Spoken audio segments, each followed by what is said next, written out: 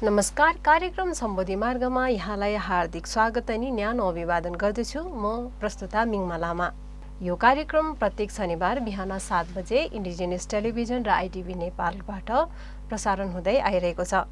हामीले यस कार्यक्रममा बौद्ध दर्शन, बौद्ध धर्म, बौद्ध कला संस्कृति, बौद्ध परम्पराको बारेमा चर्चा परिचर्चा गर्नुको साथै विभिन्न बौद्ध व्यक्तित्वहरूसँग कुराकानी गर्दै आइरहेका छौँ।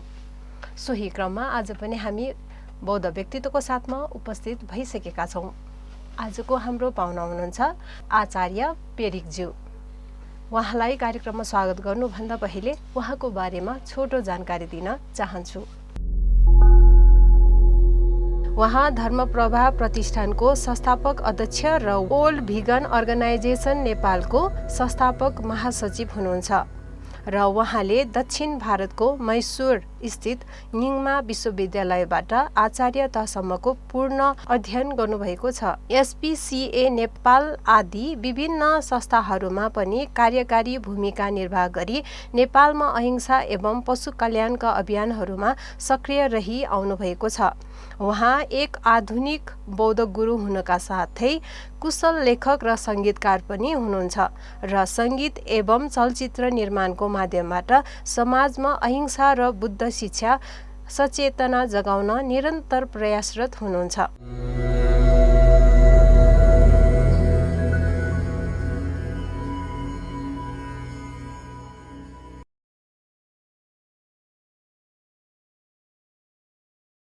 आउनुहोस् उहाँलाई कार्यक्रममा स्वागत गरौँ।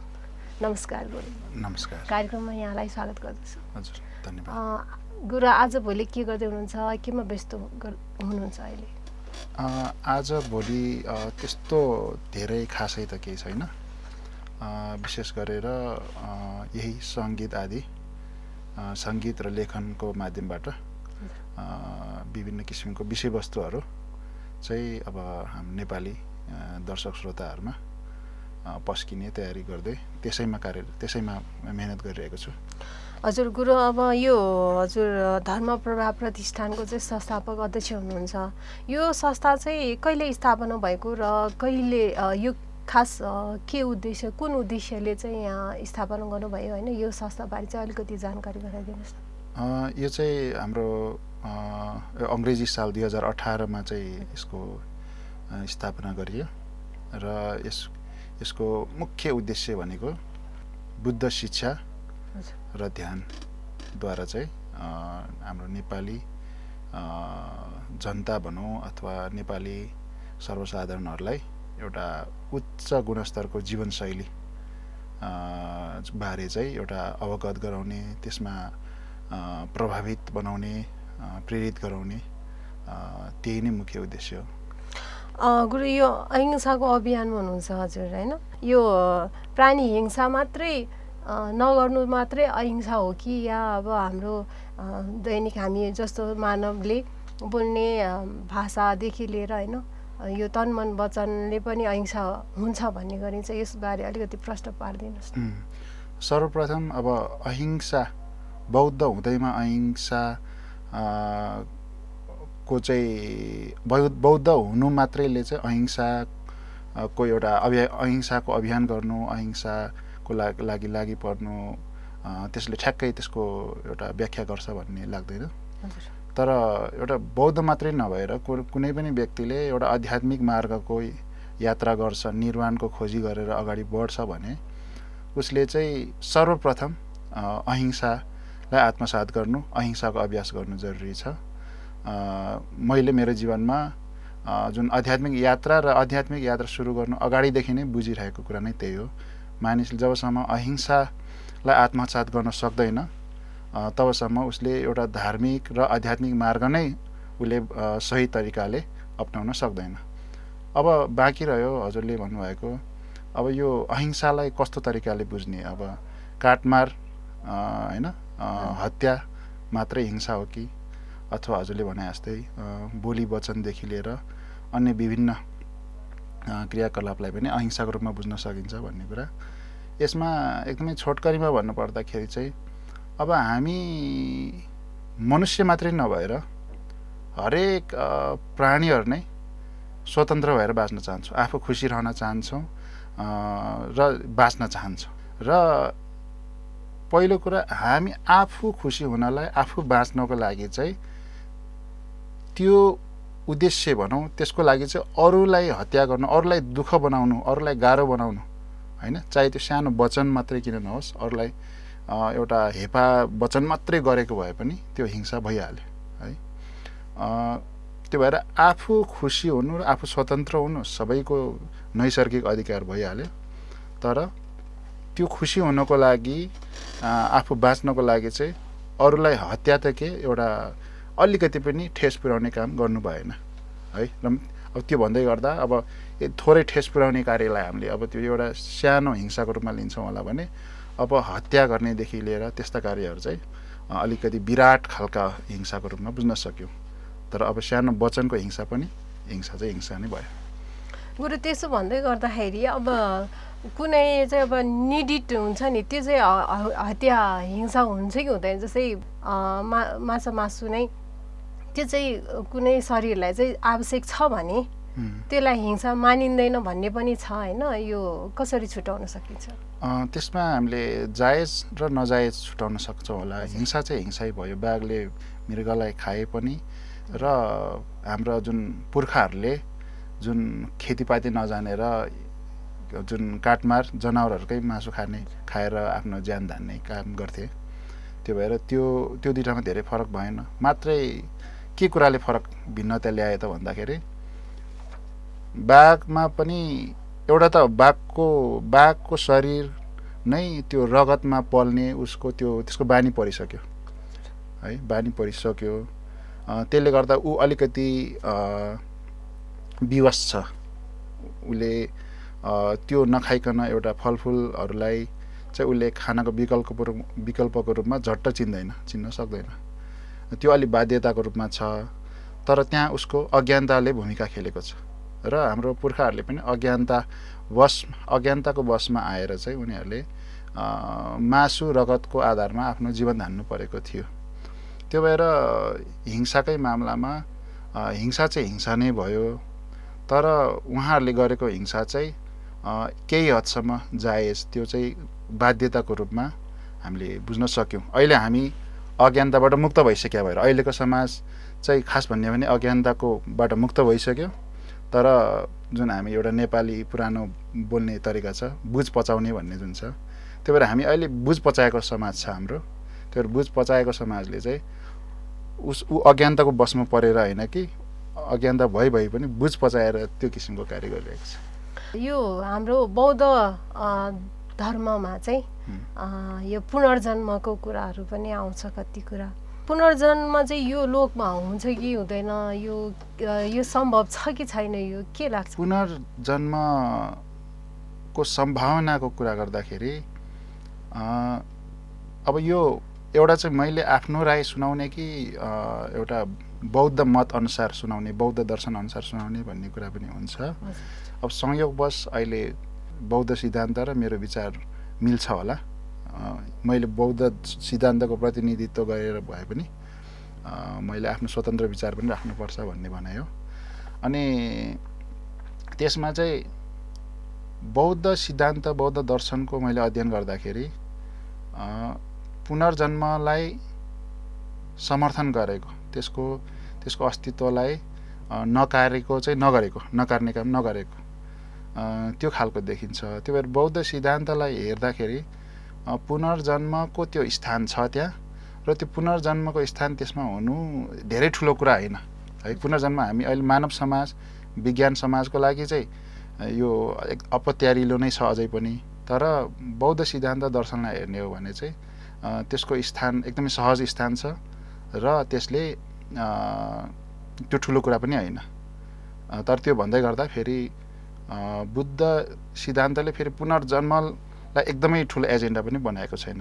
जुन सिद्धान्तलाई बौद्ध दर्शनले अगाडि बढाउँछ, देखाउँछ, त्यसमा त्यसको स्थान भएको मात्रै हो।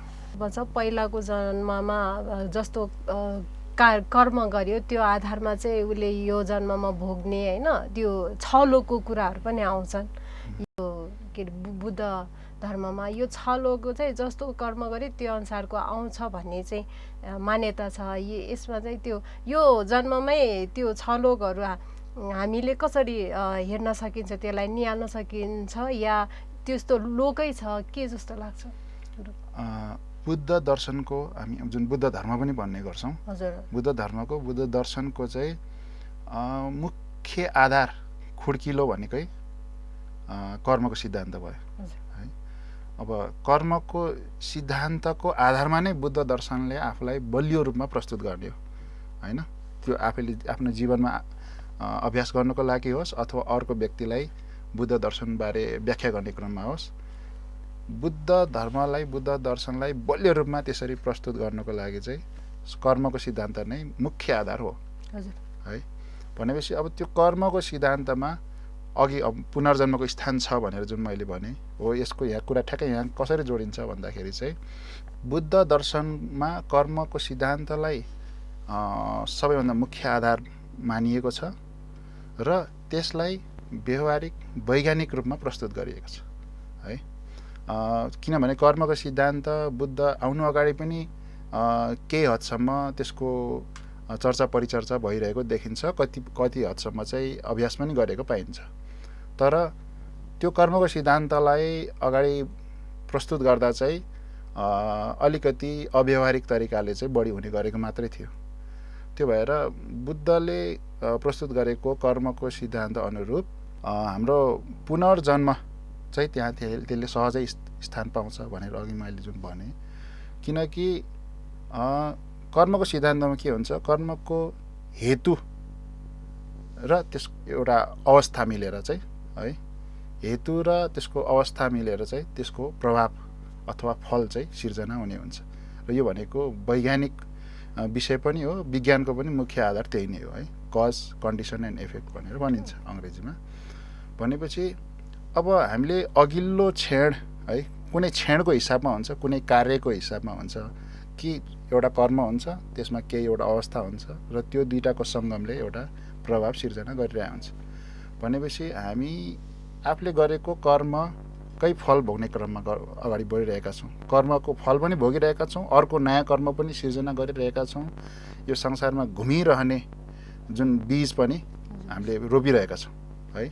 अब रोप्दै नजाने होइन, वार्षिक रूपमा मान्छेले एउटा वर्षमा बारीको फल उठाएर अर्को वर्ष बीज रोपेन भने त फेरि अर्को त्यस पछाडिको वर्षमा त अन्न उत्पादन हुँदैन। त्यो भएर हामीले मनुष्य लगायत सम्पूर्ण प्राणीले चाहिँ कर्मको फल पनि भोग्दै अर्को फलको लागि चाहिँ बीज पनि रोप्दै जान्छौँ। त्यो हाम्रो अलिकति प्रवृत्ति नै रहेको हुन्छ र त्यो प्रवृत्तिलाई नै तोडेर चाहिँ हामी निर्वाणतर्फ प्रस्थान गर्छौँ। भनेपछि त्यो क्रममा अगाडिको क्षण अगाडिको अवस्थाबाट हामी पछाडिको अवस्था भोग्दै जाने क्रम मात्रै हो। तर अब अहिले भौतिक र वैज्ञानिक दृष्टिकोणबाट हेर्दा चाहिँ अब मृत्यु भन्ने चिज चाहिँ एउटा भित्ता जस्तो भएको छ कि त्यो भित्ता पछाडि के छ हामीले यो जुन भौतिक आँखाले देख्नै सक्दैन। त्यो चाहिँ मुख्य समस्या बाधा परेको भयो। तर त्यो पर्यो भन्दैमा त्यो चाहिँ विज्ञानहरूको लागि चुनौती भयो, बुद्ध धर्मको लागि त्यो चुनौती भएन। किनभने बुद्धको दर्शनलाई हामी राम्ररी बुझ्यौँ भने त्यो फल कर्मको फल भोग्दै जाने क्रममा त्यो भनेको एउटा जसरी हामी एउटा जिल्लाबाट अर्को जिल्लामा जाँदा एउटा पुल आउँछ भने त्यो पुल हो। त्यो पुलले एकदमै एउटा विशेष तरिकाले त्यसले त्यो जिल्लालाई छुट्याउँछ। तर त्यो पुल भनेको वारीको ठाउँबाट पारीको ठाउँमा जाने बाटो मात्रै हो, त्यसको अरू धेरै व्याख्या छैन, त्यसको धेरै औचित्य छैन। त्यो जस्तै मृत्यु र हाम्रो जुन अन्तराभावको अवस्थाहरू छ त्यो भनेको एउटा पुलको रूपमा मैले बुझ्ने गरेको छु है। बुद्ध दर्शनलाई पनि राम्ररी बुझ्दा त्यो पुलकै रूपमा भएको पाउँदछु म। त्यो भएर त्यो कारणले गर्दाखेरि चाहिँ पुनर्जन्म हुनु अघि मैले ठुलो कुरा होइन भन्ने कारण त्यही हो। किनकि कर्मको सिद्धान्तलाई बुझ्यौँ र त्यसलाई अभ्यासमा ल्यायौँ भने त्यो एउटा पुल छ र एउटा जाने बाटोमा अलि नौलो किसिमको त्यसले एउटा सिनेरियो त्यसले उपलब्ध गराउँछ। तर त्यो पछाडि पनि निरन्तरता हुनु चाहिँ त्यो आफै प्राकृतिक छ।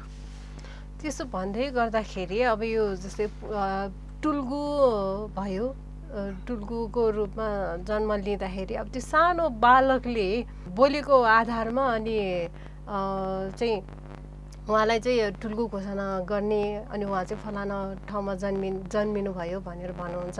अब त्यो सानो बालकलाई चाहिँ पूर्वजन्मको याद हुने हो या अब कुन आधारमा चाहिँ घोषणा गर्ने, अब यसलाई साइन्सले चाहिँ अब को रूपमा कसरी मान्ने होइन, त्यसलाई चाहिँ अब कसरी प्रश्न पार्न सकिन्छ। अब यो टुल्कु त बच्चा हो, पूर्वजन्मको चाहिँ याद आउने हो या के हो गुरु? यो नबुझ्नेहरूका लागि र जुन पूर्वाग्रह भएकाहरूका लागि चाहिँ जुन पुनर्जन्मको विषय पनि निकै नै विवादास्पद होला पहिलो कुरा होइन। तर अब त्यसको हामीले थोरै चर्चा गऱ्यौँ। अब यो टुल्कुको औतारी पहिचान गर्ने प्रथाको चाहिँ यो झनै विवादास्पद छ है, एकदमै संवेदनशील विषय पनि छ है। र यो आफैमा हामी सामान्य आध्यात्मिक क्षेत्रमा पहिले प्रवेश नगरेकाहरूका लागि आहा ओहो के होला भन्नेदेखि लिएर अनि त्यसमा धेरै थोरै परिचित भइसकेकाहरूमध्ये चाहिँ कतिपयलाई त्यो ओहो र आहा चाहिँ निरन्तर रहने, कतिका लागि चाहिँ त्यसको अँध्यारो पक्ष, त्यसको नकारात्मक पक्षहरू पनि देखा पर्ने, त्यसबाट निराश हुने त्यो प्रवृत्ति पनि देखिन्छ। भनेपछि अब टुल्कु अथवा जुन औतारी यो व्यवस्था चाहिँ पहिलो कुरा हामीले यसको प्राकृतिक पक्षमा जानुपर्दाखेरि यो हुन्छ हुँदैन कसरी हुन्छ भन्ने कुरामा जानुपर्दाखेरि जस्तो हामी बौद्ध दर्शनको सन्दर्भमा हामी कुरा गर्दैछौँ। बौद्ध दर्शनमा हेर्दाखेरि पहिलो कुरा टुल्कु भन्ने शब्द चाहिँ हामी बुद्धको ग्रन्थ शास्त्रमै गएर हामीले हेऱ्यौँ भने चाहिँ त्यो चाहिँ बुद्धको व्यवस्थामा लागु हुन्छ, बुद्धको परिप्रेक्ष्यमा लागु हुन्छ। किनकि बुद्ध को हामी तीनवटा रूप भनौँ, काय भनौँ, अवस्था भनौँ, त्यो तीनवटा अवस्था अथवा तीन प्रकारले विभाजन गरिन्छ बुद्धको अवस्थालाई। अनि त्यो तपाईँहरूले पनि सुन्नुभएकै होला, धर्मकाय, सम्भोगकाय, निर्माणकाय। अब धर्मकाय चाहिँ आरूप्य हुने हुन्छ भने अब सम्भोगकाय चाहिँ जुन बुद्धहरै बिचमा अथवा अब त्यसमा पनि अलिकति विवाद छ, कुनैले बोधिसत्वसम्मले चाहिँ त्यो त्यहाँ उहाँहरूसँग अन्तर्क्रिया गर्न पाउँछ, उहाँहरूको अगाडि देखा पर्छ भन्ने कुरा छ। त्यो भएर जुन बुद्ध बोधिसत्वको बिचसम्ममा चाहिँ उहाँहरूको देखा पर्ने अन्तर्क्रिया हुने भयो। अब उहाँले हामी सामान्य प्राणी मनुष्यमा उद्धार गर्न यहाँ चाहिँ मार्ग देखाउनको लागि धरती जस्तो हामी कामधातु जुन भन्छौँ, कामधातुमा उहाँहरू आउनु पर्दाखेरि चाहिँ निर्माणकाय भएर आउने भयो। र त्यो व्यवस्था अनुसार गौतम बुद्धलाई पनि हामी निर्माणकाय मान्ने भयौँ है।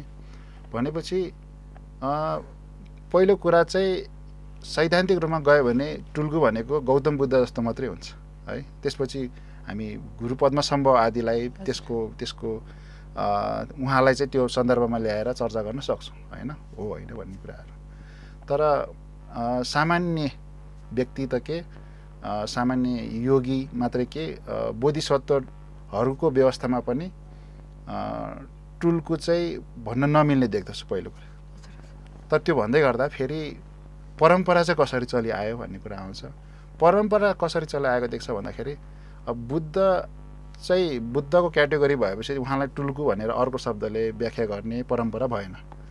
भनेपछि कस्तो परम्परा बन्यो भने चाहिँ एउटा बोधिसत्व र बोधिसत्व जस्ता अनि जो योगीहरू जो गुरुहरूले चाहिँ बोधिसत्व नै हुन् क्या हो, अर्हत नै हुन् क्या हो है, उहाँको आचरण उहाँको अभ्यासहरू हेर्दाखेरि चाहिँ त्यो बराबरको हो क्या हो भनेर एउटा सम्माननीय हिसाबले चाहिँ त्यो श्रेणीसम्मलाई चाहिँ टुल्कुको रूपमा अगाडि बुझ्ने पहिचान गर्ने परम्परा सायद बन्यो। यसलाई म सायद भन्छु किनकि यो औपचारिक छैन।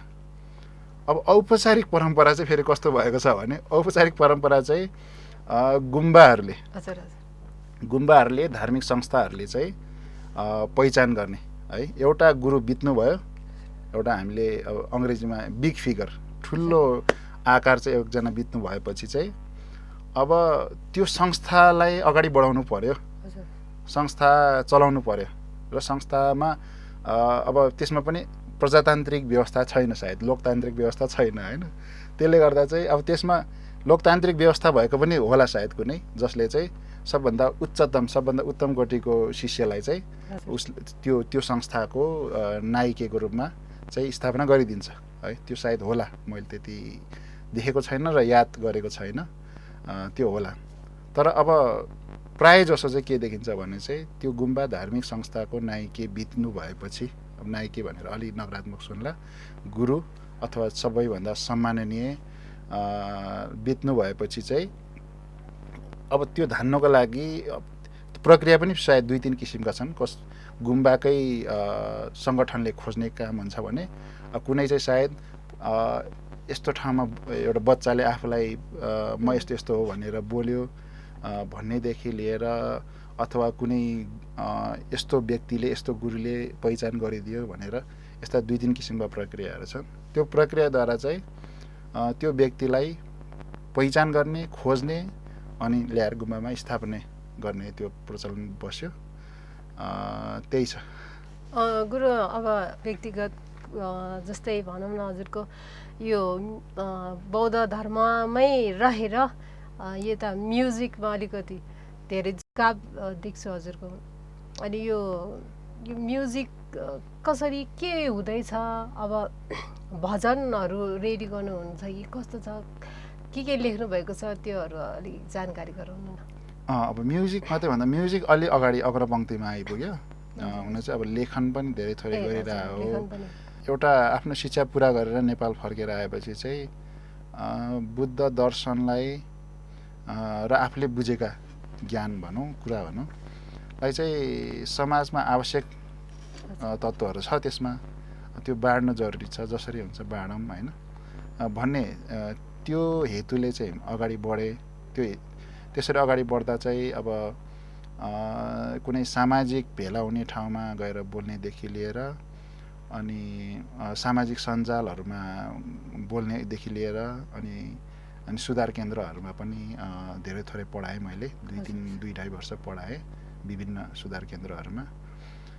त्यसरी चाहिँ समाजको विभिन्न जुन ढाँचा भनौँ, समाजका विभिन्न कम्युनिटीहरूसँग चाहिँ गएर अन्तर्क्रिया गर्ने। कहिलेकाहीँ चाहिँ प्रवचनकै रूपमा भयो होला, कहिलेकाहीँ चाहिँ सकेसम्म चाहिँ अन्तर्क्रिया गरेर चाहिँ उहाँहरूको विचार र बुझाइलाई अलिकति सच्याउने अथवा अलिकति नयाँ थप बुझाइ सुनाइदिने, त्यसरी चाहिँ अगाडि बढेँ। त्यसरी नै अगाडि बढिरहँदाखेरि चाहिँ यसरी बोलेर अब अन्तर्क्रिया एकदमै राम्रो हुन्थ्यो, तर हाम्रो समाज फेरि अन्तर्क्रियामा धेरै रुचि राख्दैन।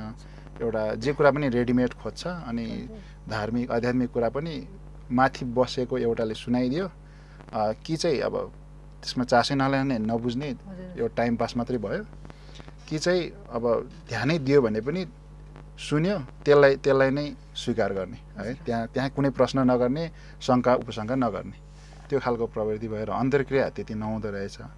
त्यसले गर्दा मैले आकलन गरे अनुसार चाहिँ समाजमा खेल्नुपर्ने भूमिकामा अलिकति ह्रास आएको, अलिक थोरै भएको पाएँ, मलाई लाग्यो। र त्यसरी चाहिँ मैले अब पहिल्यैदेखि सानैदेखि यो कला क्षेत्रमा लगभग भयभरका समाजमा देखा परेको भयभरका कलामा चाहिँ रुचि थियो। र जुन अब विद्यालयमा हाम्रो जुन गुम्बाको होइन कि गुम्बाभन्दा अगाडि यताको विद्यालयहरूमा अध्ययन गर्दाखेरि पनि एउटा चित्र कोर्नेदेखि लिएर वाद विवादहरूमा सामेल हुनेदेखि लिएर अनि सङ्गीत, नृत्य, अभिनय, निर्देशन, यो सबै कुरामा रुचि पनि रह्यो र मौका पाएसम्म त्यसमा मैले हात हालेँ भनौँ, एउटा बच्चाको रूपमा, जुन चाहिँ अनौपचारिक थियो त्यो थियो। र मैले त्यो रुचिहरूलाई गुम्बाको जीवनमा धेरै थोरै चाहिँ संरक्षण गरेर राखेँ, धेरै नभए पनि थोरै संरक्षण गरेर राखेँ।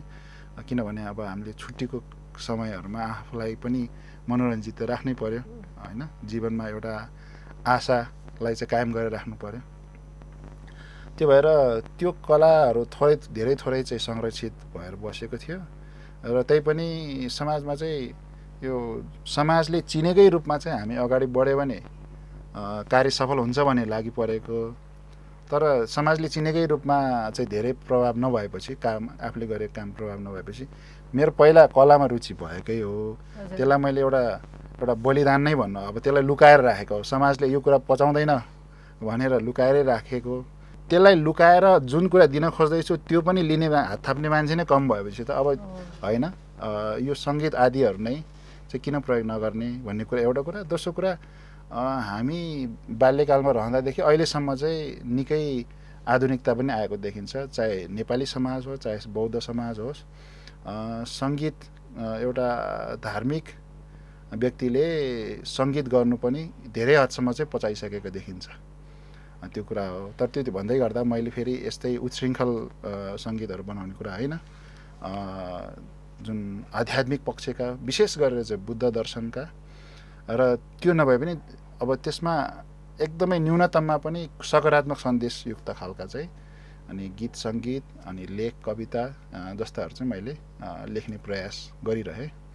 यद्यपि मैले सार्वजनिक रूपमा चाहिँ धेरैवटा अहिलेसम्म ल्याउन असमर्थ भए, निकैवटा बनाइसकेको भए पनि सार्वजनिक गर्न अलि असमर्थ भए, त्यसमा थोरै थोरै मात्रै सार्वजनिक गरेँ भनौँ।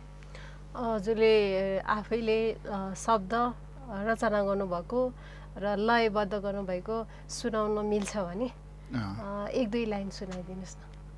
सार्वजनिक भइसक्यो, अब आज अहिंसाकै विषयमा पनि हामीले चर्चा गऱ्यौँ। अब बौद्ध दर्शनसँग सम्बन्धित बौद्ध दर्शनका कुराहरू मिसाइएको गीत सङ्गीत र लेखहरू चाहिँ सार्वजनिक हुन प्रायः जसो बाँकी नै छ। अनि अहिले सार्वजनिक गरिसकेकोमा चाहिँ मन्त्र प्रार्थनाको धुन बाहेक चाहिँ एउटा नेपाली गीत बनाएर सार्वजनिक गरेका थिएँ। त्यसमा चाहिँ कस्तो थियो भने, हामी खाना हैनौँ हामी प्राणी हौ, हत्या गर्छौ किन जानी जानी हो, हिंसा काट मार्न राम्रो बानी हो, बुझ्छ प्रेम जसले उनै ज्ञानी हो, हामी खाना हैनौँ। राम्रो छ, एकदम राम्रो लाग्यो, राम्रो छ। अझै पनि तपाईँको यो कार्य चाहिँ अझ अगाडि बढौँ भन्ने हामीलाई लागिरहेछ, हाम्रो चाहना। गुरु, अब हामी चाहिँ कार्यक्रमको अलि अन्त्यतिर आइसकेका छौँ। कार्यक्रममा आउनुभयो, केही आफ्नो मनमा लागेका कुराहरू छ भने गुरु हाम्रो टेलिभिजनबाट भन्न सक्नुहुन्छ। हजुर, मेरो व्यक्तिगत प्रयास स्वरूप चाहिँ मैले बुद्ध वचन भनेर चाहिँ एउटा साङ्गीतिक एल्बम कोसेली चाहिँ ल्याउने तर्खरमा छु। त्यसलाई सार्वजनिक गर्ने चाहिँ ठ्याक्कै तयारी एकदमै नजिक पुगेको भयो भने ठ्याक्कै तयारी भइ नसकेको, मिति चाहिँ निर्धारण गर्न नसकेका भए मात्रै आज मिति भन्न मिलेन। तर एकदमै छिटै नै आउने केही महिनाभित्रमै चाहिँ बुद्ध वचन भन्ने एल्बम रिलिज गर्दैछु, गीती एल्बम। र मुख्य रूपमा चाहिँ त्यसलाई स्वीकार गरिदिने, त्यसमा कस्तो खालको गीतहरू राखिएको रहेछ, कस्तो खालको विषय र कस्तो किसिमको सङ्गीत है, जुन विषय र सन्देश मात्रै नभएर साङ्गीतिक रूपमा पनि कतिको मनोरञ्जनात्मक रहेछ त भनेर त्यसलाई यसो खोज्ने र त्यसलाई आत्मसात गरिदिने, त्यसलाई स्वीकार गरिदिने कोसिस गर्नु होला। र साथसाथै म एउटा थोरै सन्देश पनि जोड्न चाहन्छु। हामी नेपालमा चाहिँ हामी प्राय नेपाली दाजुभाइ दिदीबहिनीहरू चाहिँ यो बुद्ध भन्ने बित्तिकै चाहिँ बुद्ध जन्मिएको देश भनेर बुद्धको जन्मलाई मात्रै हामी बढी प्राथमिकता दिइरहेको, त्यसलाई बढी त्यसको विषय बढी उचालिरहेको म पाउँदछु। त्यो आफैमा गलत र सही म भन्दिनँ, तर मात्र के छ भने बुद्धको जन्मको बारेमा बोल्नु र बुद्धको जन्म भएको देशमा जन्मिएको बारेमा घमण्ड गर्नु, यति मात्रैले चाहिँ बुद्ध प्रति चाहिँ कुनै हामीले न्याय गर्दैनौँ है। हामी आफ्नो लागि केही गर्छौँ होला, तर बुद्धको लागि केही न्याय गर्दैनौँ। तर यदि हामीले बुद्धको शिक्षा, बुद्धको दर्शनलाई थोरै भए पनि, बुद्धको आधारभूत शिक्षा दर्शनहरूलाई मात्रै थोरै अध्ययन गरेर थोरै मात्रै अभ्यास गऱ्यौँ भने पनि चाहिँ हाम्रो जीवनशैली एकदमै उच्च हुन्छ। हामीले बुद्धलाई पनि सम्मान त्यो माध्यमबाट सही तरिकाले गर्न सक्छौँ र बुद्धले हामीलाई हामी माथि चाहेको हित बुद्धले हामीलाई गर्न खोज्नु भएको उद्धार पनि यसरी उहाँको शिक्षालाई अध्ययन अभ्यास गरे भने मात्रै त्यो सफल हुन्छ। हस्त धन्यवाद। हजुर कार्यक्रममा आउनुभयो, आफ्ना केही अमूल्य भनाइहरू राख्नुभयो अनि गीत सङ्गीतसँग जोडेर बुद्ध दर्शनको कुराहरू दर्शाउने कुराहरू पनि गर्नुभयो। यहाँलाई धेरै धेरै धन्यवाद। हजुरलाई पनि धेरै धेरै धन्यवाद र साथै इन्डिजिनियस टेलिभिजनको परिवारलाई पनि धेरै धेरै धन्यवाद। हामी कार्यक्रमको अन्त्यतिर आइसकेका छौँ। आजको कार्यक्रम हजुरहरूलाई कस्तो लाग्यो प्रतिक्रिया पठाउन नभुल्नुहोला। प्रतिक्रियाको लागि हाम्रो ठेगाना रहेको छ indigenoustelevision@gmail.com। हस्ता आजको कार्यक्रमबाट म मिङमा लामा बिदा हुन चाहन्छु। नमस्ते।